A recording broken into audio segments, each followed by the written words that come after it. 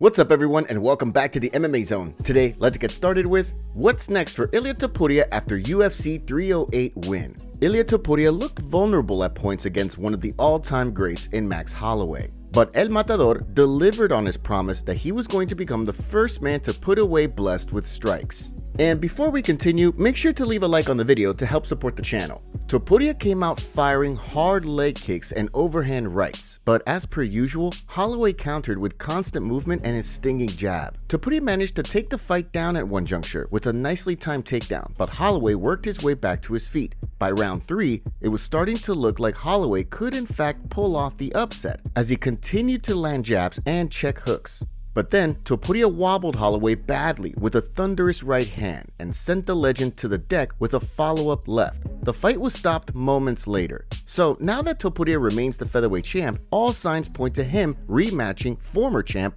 Alexander Volkanovski. Volk was in attendance at the event, and given his run as the champ, you would think that the UFC will move ahead with Topuria Volkanovski too. After the fight, Topuria also acknowledged that Volkanovski deserves a rematch, and the two embraced in the cage afterward. For Holloway, you have to wonder if perhaps the chapter of him being a champion fighter at 145 pounds has come to a close. Even if people have written off Blessed many times before, Holloway turns 33 soon and he's now lost 4 fights. Maybe we'll see Holloway in a super fight at 155. Max Holloway broke silence on social media following his UFC 308 loss by saying, "Sometimes you get a highlight, then sometimes you're the highlight. This is why MMA is the craziest sport in the world. Congrats to the El Matador. As to my family, friends, and supporters, we good. The Blessed Express ain't stopping here. We on our way to a new destination. Make sure you have your ticket. Get excited. Thank you all for the love and support." After Holloway's fight, Dustin Poirier called him out for his retirement fight. Here's Max's reaction. Hey, that'd be nice. The Diamond. Sign me up, bro. I love that guy.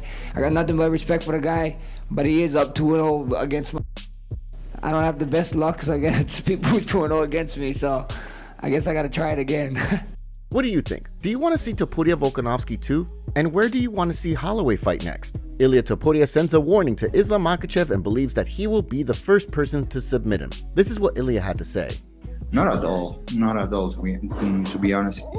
I was the thing that I was expecting from him, that he wouldn't be easy, because he's a great striker. He proved that many times inside the octagon. He's one of the best strikers in the featherweight division and in the UFC. Very patient inside the octagon, very good rounded in the striking. So I was expecting all the good things from him, but at the same time, I know how I can handle all that kind of things inside the octagon.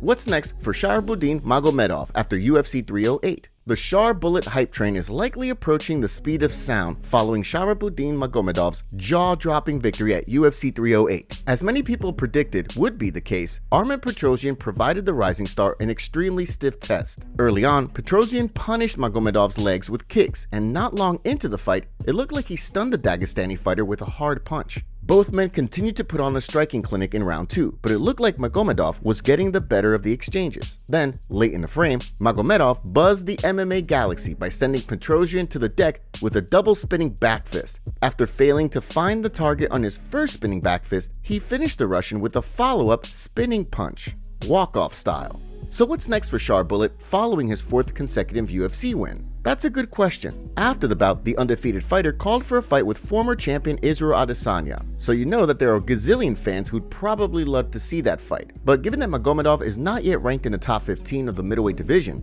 and Adesanya is ranked number 2 in the division, that fight happening next doesn't seem likely. The last stylebender wouldn't have much to gain from taking that matchup, but a fight with a top 15 ranked 185er could very well be in the cards for Shar Bullet. What do you think? Who do you want to see Magomedov throw hands with next? MMA community reacts to Jon Jones' new footage. Recently, Jon Jones shared footage of him doing some serious training and weightlifting alongside vaunted grappler Gordon Ryan, who's ridiculously jacked. Since Jones decided to move up to heavyweight several years ago, the former light heavyweight champ has been packing on muscle. Just a few weeks out from his November 16th bout with former champ Stipe Miocic, Jones shared out this comment as well as footage of him working out.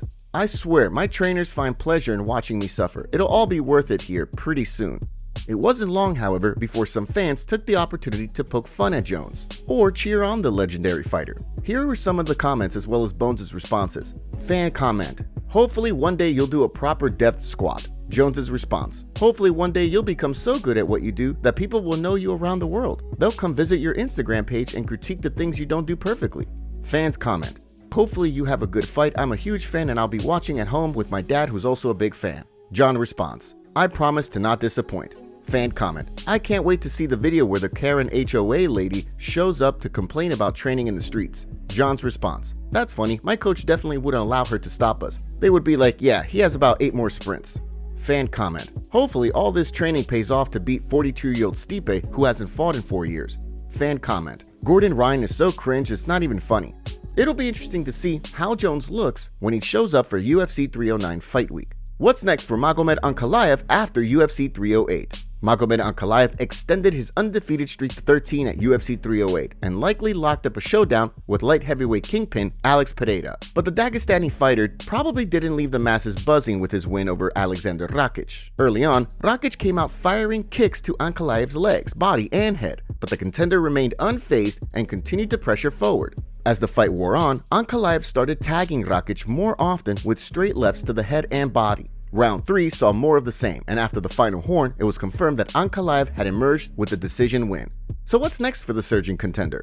Well, as noted off the top, it would be surprising if Ankalaev didn't get the fight he called for after his win, a showdown with Pereira, even if Ankalaev didn't record a finish or generate any viral clips with today's win. Not only does Ankalaev have his undefeated streak behind him, in terms of getting a title shot, there's really no one else in the top 5 who could get booked for POA 10. Really, now that Pereira has taken out Khalil Roundtree Jr., you could make the argument that there's no one else in the top 10 who could get tapped for a title shot at 205. But if the UFC finds that there's not much hype for a Pereira-Ankalaev bout, could the promotion hold off and wait to see what unfolds in the heavyweight division? What if both Jon Jones and Stipe Miocic retire after UFC 309, and Tom Aspinall is looking for an opponent? Could the UFC call up POA 10 for that? What do you think? Francis Ngannou goes off on Dana White for comments. Francis Ngannou's well-documented split from the UFC has been in the rearview mirror for a while. But following the latest barrage of comments Dana White made about the feared slugger, Ngannou has fired back. Ngannou and White traded comments through the media following his eventual departure from the UFC back in 2022. But as Ngannou fought the likes of Tyson Fury and Anthony Joshua in the boxing ring, their feud cooled off somewhat. Following Ngannou's triumphant PFL debut, however,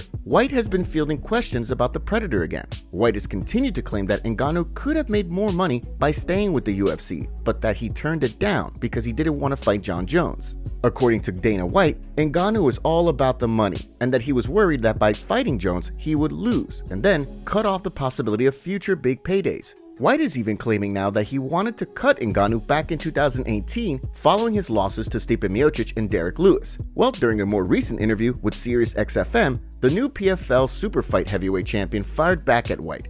I think Dana is trying to make things up to buy a good face in the position that he have lost. Dana have lost this in this situation, and the only thing is that he can't understand it. Bro, I won everything. I left. It's been almost 2 years, and the guy is still out there. He can't live without it. He can handle me.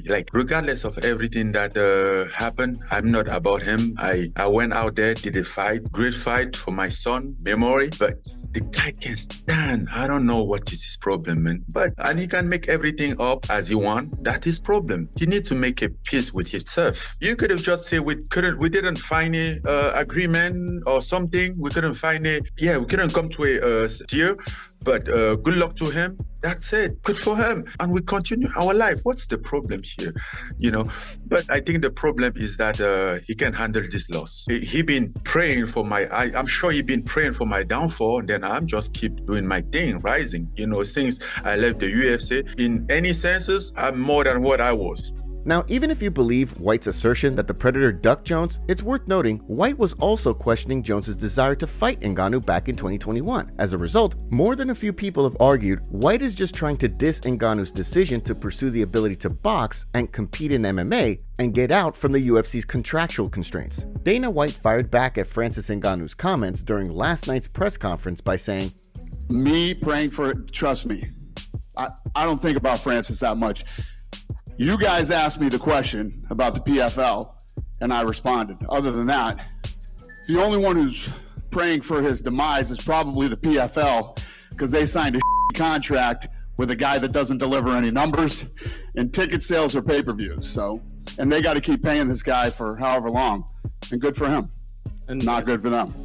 But what do you think? Do you think White is being a sore loser like Ngannou claims, or is White onto something here? New UFC fights announced. Okay, now let's turn to some of the work the UFC matchmakers have recently finalized. MMA Junkie is reporting that the UFC's upcoming December 14th card in Tampa, Florida now has a bantamweight scrap between Said Nurmagomedov and Daniel Marcos. The fight will mark the first time Nurmagomedov has fought in 2024, as the Dagestani fighter has had several bouts fall through this year. In his last outing, which went down in October of last year, 2023, he quickly submitted Muin Gafurov with a guillotine choke. Marcos, on the other hand, has already fought twice in 2024. In February, his fight with Ariki Lang was declared a no contest, when Ariki Lang was unable to continue on account of a low blow. In June, Marcos recorded a unanimous decision victory over John Castaneda, bringing his record to 16-0. So it's a key fight, which could see the winner take a big step towards the top 15 of the bantamweight rankings. Nurmagomedov has gone 7-2 to date in the octagon, while Marcos has gone undefeated in 4 UFC fights since getting a UFC contract via Dana White's Contender Series.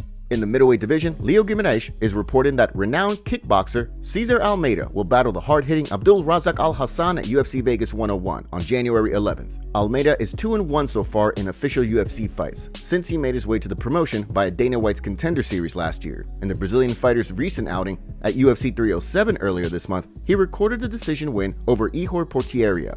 Al Hassan, meanwhile, is coming off a no contest as his bout with Cody Brundage was called off after the latter absorbed illegal elbows to the back of the head and couldn't continue. The fight followed Al Hassan's submission loss to Joe Pyfer last October. One would think that Al Hassan has a lot more riding on this fight in terms of what a loss could mean. The Ghanaian fighter has gone 2-5 with a 1 no contest since 2020, so another loss could very well lead to his UFC exit.